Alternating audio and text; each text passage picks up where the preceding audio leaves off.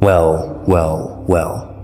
Look who just became the problem they can't solve, the variable they didn't account for, the name that turned a boardroom into a battlefield.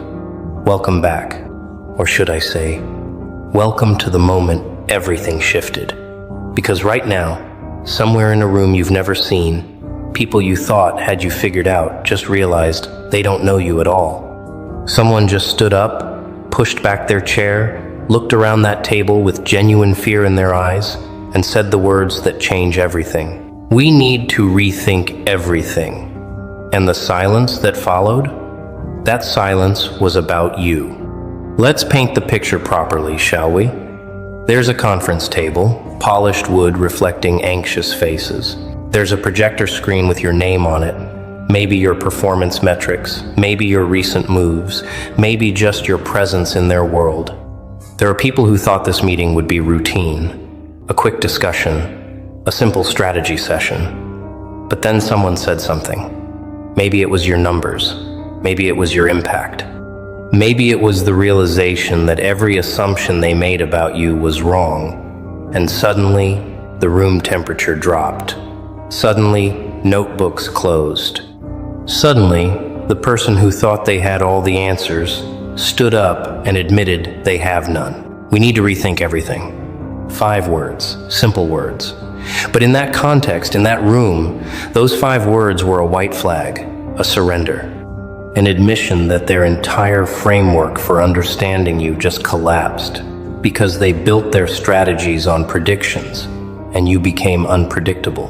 They based their moves on patterns and you broke the pattern. They thought they had you mapped, categorized, contained, and then you did something they never saw coming. You evolved while they were busy planning. You transformed while they were still strategizing. You became the answer to a question they didn't even know they should be asking. And now they're scrambling. Now the confident ones look confused. Now the decision makers look paralyzed. Now the ones who smiled at you last week are wondering if that smile is going to cost them something later. Because this meeting wasn't supposed to end like this. It was supposed to end with clarity, with direction, with everyone nodding in agreement about how to handle you. Instead, it ended with chaos. It ended with someone walking out. It ended with the realization that you are not a problem they can solve, with their usual tools, their standard procedures, their comfortable assumptions. You want to know what triggered it? It wasn't one thing. It was the accumulation. It was the way you've been moving differently, thinking differently, showing up differently.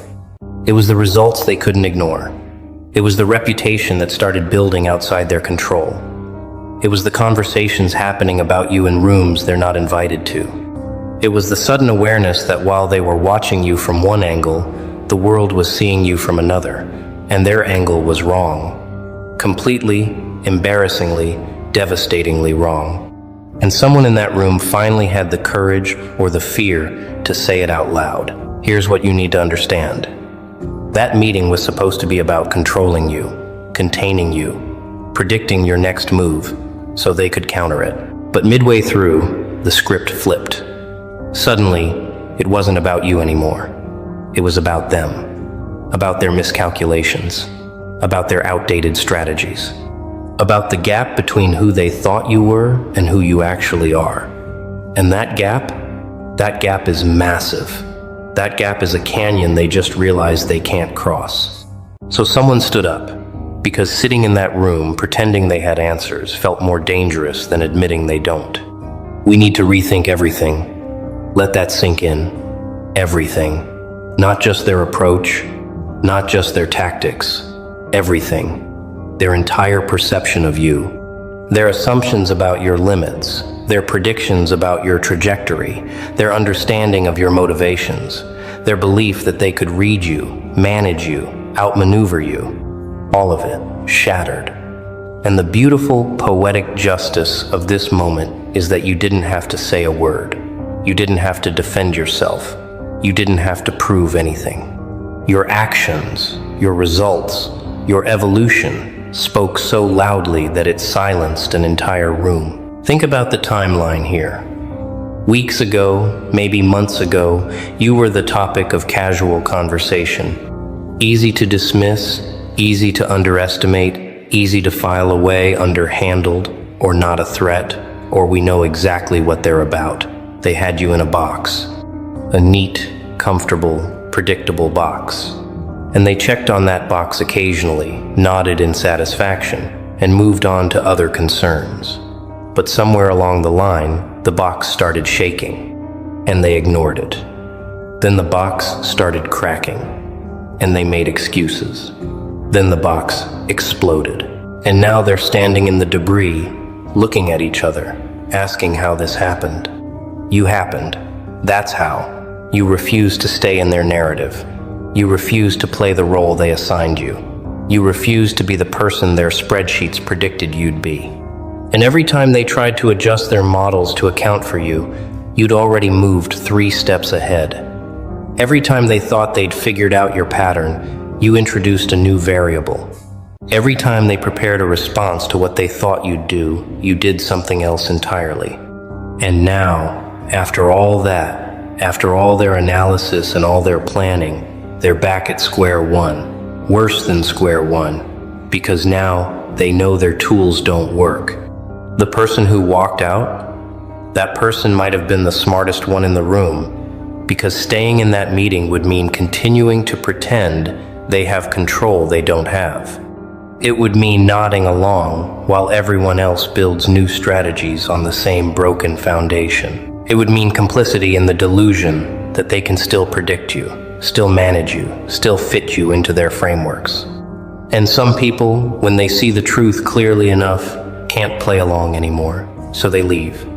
They walk out, and their exit becomes the loudest statement in the room. But let's talk about the ones who stayed.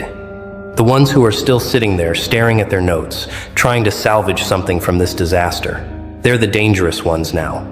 Not because they're smart, not because they have a plan, but because they're desperate, and desperate people make reckless moves. They'll try to speed up timelines. They'll try to force reactions from you. They'll try to provoke you into revealing your strategy, because they've run out of ways to predict it. They need you to make a mistake so they can feel in control again. They need you to slip so they can say, "See? We knew it all along." Here's the truth that's keeping them up tonight. You're not making mistakes. You're making moves. Calculated, patient, strategic moves. And the difference between a mistake and a move is that a move serves your purpose, not theirs. Every time they expected you to react, you responded. Every time they expected you to defend, you advanced. Every time they expected you to shrink, you expanded. And they've been so busy looking for your weaknesses that they completely missed your strengths. So now they're sitting in meetings, rethinking everything, because the game changed and they're still playing by old rules. You know what's really eating at them? It's not just that they were wrong, it's that they were publicly wrong. That meeting wasn't private. Those words weren't whispered. That moment of collective realization wasn't contained. Other people saw it. Other people heard it. Other people now know that the experts, the strategists, the decision makers, they got you wrong. And in their world, being wrong about something this significant, that's not just embarrassing. It's career altering. It's reputation damaging. It's the kind of thing that makes other people question everything else they've said, every other prediction they've made. So yes, someone walked out saying, "We need to rethink everything." But what they really meant was, we underestimated them. We misread them. We built our entire strategy on a version of them that doesn't exist. And now we're exposed. That's the real translation. That's the real fear. Because rethinking everything means admitting everything up until now was wrong. And people like that, people who build their identities on being right, on being ahead, on being in control, admitting they're wrong breaks something fundamental in them. It fractures their confidence. It undermines their authority. It makes them question not just you, but themselves. And here's where this gets beautifully ironic. While they're busy rethinking everything about you, you don't have to rethink anything about yourself. You know who you are. You know what you're capable of. You know where you're going. Their confusion isn't your problem. Their crisis isn't your responsibility. Their desperate need to categorize you, to understand you, to predict you, that's their burden, not yours. You're free from their frameworks, free from their expectations, free from their need to make you fit into boxes that were always too small for you anyway. Let's dig deeper into what that meeting revealed, because it wasn't just about you, it was about them, about their systems, about their limitations, about the fact that their entire approach to understanding people is flawed. They rely on data, on patterns, on historical behavior, and all of that works beautifully when dealing with predictable people.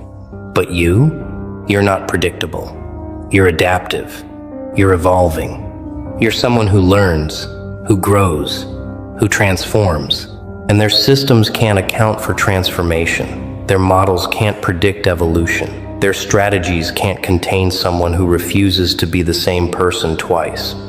So when someone stood up and said, "We need to rethink everything," what they were really confronting was the limitation of their own thinking. They were admitting that the tools they've relied on, the frameworks they've trusted, the strategies they've deployed, they don't work on you. And if they don't work on you, what else are they wrong about? Who else have they underestimated? What other opportunities have they missed because they were too busy fitting people into predetermined categories? That's the real chaos that meeting ended in. Not just confusion about you, but doubt about everything. And you want to know the most satisfying part? You didn't set out to break their systems. You didn't wake up trying to prove them wrong. You were just being yourself, growing, learning, evolving, pursuing your goals, living your life. And somehow, just by being authentically, unapologetically yourself, you became the variable that broke their equations. You became the case study that invalidated their theories. You became the example that exposed their expertise as limited. Not because you tried, but because you existed outside the boundaries they tried to impose on you. Now let's talk about what happens next, because this is where it gets really interesting. They're going to try to study you harder. They're going to try to find new patterns. They're going to collect more data, run more analyses, hold more meetings. And all of that effort, all of that energy, all of that focus on you, it's not making them stronger. It's making them weaker. Because every hour they spend trying to figure you out is an hour they're not spending on their own growth. Every strategy they build around containing you is a strategy that's already obsolete by the time they implement it.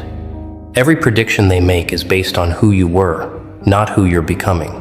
And while they're paralyzed by analysis, you're moving. While they're debating strategies, you're executing yours. While they're rethinking everything, you're building everything. The gap between you and them isn't closing, it's widening, and they feel it. That's why the meeting ended in chaos. That's why someone walked out. That's why the ones who stayed looked shaken. Because they can feel the momentum shifting. They can sense the control slipping.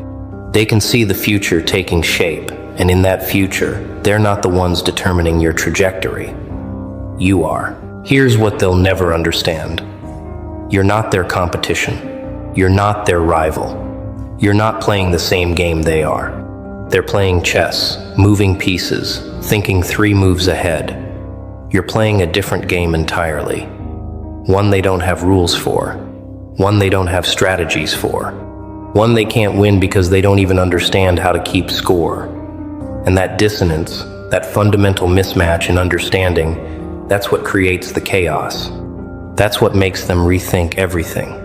That's what makes their meetings about you turn into meetings about their own inadequacy. Let's address the fear, because fear is the real emotion driving that chaos. They're afraid of what you represent, not who you are as a person, but what you symbolize. You represent the possibility that their entire worldview is wrong, that their methods are outdated, that their authority is fragile, that their control is an illusion. You represent change they can't manage, growth they can't contain, success they can't explain. And when people's entire identity is built on being the ones who manage, who contain, who explain, someone like you becomes an existential threat, not because you're threatening them, but because your existence threatens everything they believe about how the world works. So they had a meeting. They tried to solve the problem of you, and midway through, someone realized, you're not the problem. Their inability to accept that people can exceed their predictions, that's the problem. Their need to control outcomes they have no right to control, that's the problem. Their assumption that everyone operates by the same playbook they do, that's the problem. And when that realization hit, when the real problem became clear, the only honest response was to walk out. Because you can't solve a problem by fixing the wrong thing. You can't rethink your strategy when your entire premise is flawed. And now, wherever you are, whatever you're doing, you're living rent-free in their minds, not because you're trying to, not because you care, but because they made you central to their concerns, their strategies, their meetings. They elevated you to that position. They gave you that power. And now they can't take it back.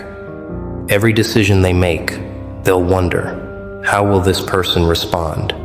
Every strategy they deploy, they'll question, will this work on someone this unpredictable? Every move they make, they'll second guess, are we still underestimating them? That's the real victory here. Not that you won some battle, not that you proved something, but that by simply existing, by simply being yourself, by simply following your own path, you became the standard against which they measure their own effectiveness. You became the test case that determines whether their strategies work. You became the benchmark that exposes their limitations. And they did that to you. They gave you that role. They created that dynamic. And now they're living with the consequences of making you more important than you ever asked to be. So here's your crown, polished by their panic, forged in their fear, carried by their chaos. They wanted to understand you. They wanted to predict you. They wanted to control you.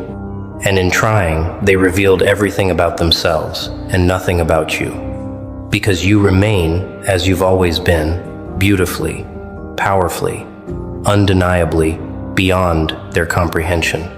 Someone walked out of that meeting saying they need to rethink everything. But you don't need to rethink anything. You just need to keep being exactly what they can't handle. Yourself, unfiltered, unstoppable, unapologetic. The meeting ended in chaos, but your story is just beginning. And this time, you're not the subject of the meeting. You're the author of the narrative. Class dismissed.